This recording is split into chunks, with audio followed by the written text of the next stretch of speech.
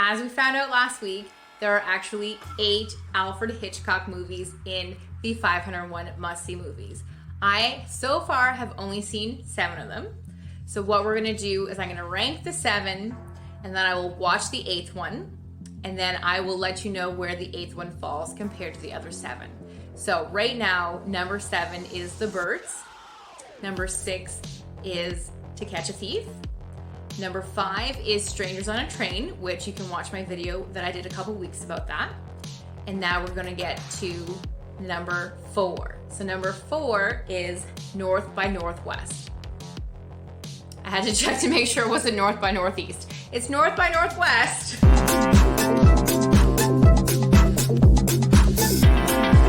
By Northwest stars Cary Grant, who is an ordinary man who works in marketing, who somehow gets mistaken by the mob for an undercover CIA agent. Now, the CIA agent is actually not a real person.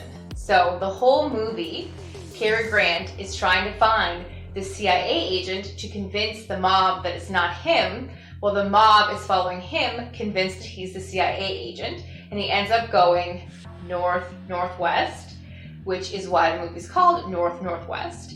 And the biggest scene ends up in Mount Rushmore. So there are 3 scenes worth discussing from this movie. One is when Cary Grant goes to United Nations. The United Nations actually would not let Alfred Hitchcock film there. So when you see the scene of Cary Grant walking up the steps of the United Nations in New York, that is actually stolen footage. Well, I shouldn't say stolen, it's secret footage. It's secret footage. So Alfred Hitchcock was in a van across the street, secretly filming Cary Grant walk up the stairs of the United Nations so that he could put it in his movie, and I thought that was really, really sly. Number 2, the Mount Rushmore scene actually wasn't filmed at Mount Rushmore. Now, Alfred Hitchcock did get a permit to film at Mount Rushmore. It was planned to be filmed on location, but the Mount Rushmore National Parks people had specific things they didn't want done on the faces of the presidents. And Alfred Hitchcock assured him he wasn't doing any of those things. But word got out, and when they heard what he actually was going to be doing on Mount Rushmore, they pulled his permit and told him he couldn't film there. So they had to build a replica in a warehouse and film it there instead. And it's an amazing scene. It's so fun.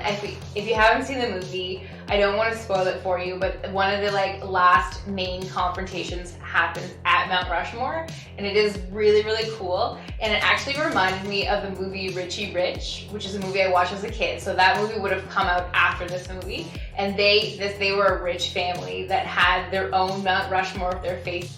And they had a similar type of conflict on their faces. So I'm assuming they borrowed that idea from this movie. And it just made it so great for me just to have that nostalgic feeling of that funny kids movie that I used to watch. And then seeing this and seeing how really epic it was. The third scene I want to talk about from North by Northwest is the crop dusting scene. Now this is the reason why it's an action-adventure epic film, because this is the most epic scene I've ever seen. So they send Cary Grant out to a bus stop in the middle of nowhere, and they have this crop duster in the air, and someone notes the crop duster and how weird it is, and all of a sudden the crop duster comes in and starts attacking Cary Grant, and it is visually stimulating. It's so amazing.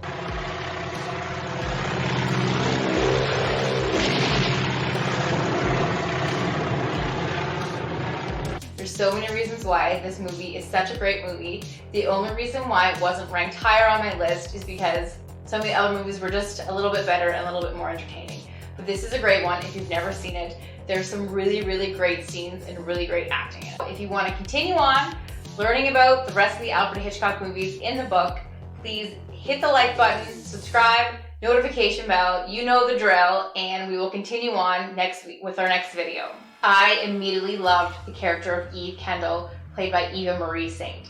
She knows exactly what she wants, she tells it like it is, and then, right after she gets what she wants, she double crosses the main character. She is very interesting, very amazing, and then when you find out more about her in the movie, it makes her even cooler.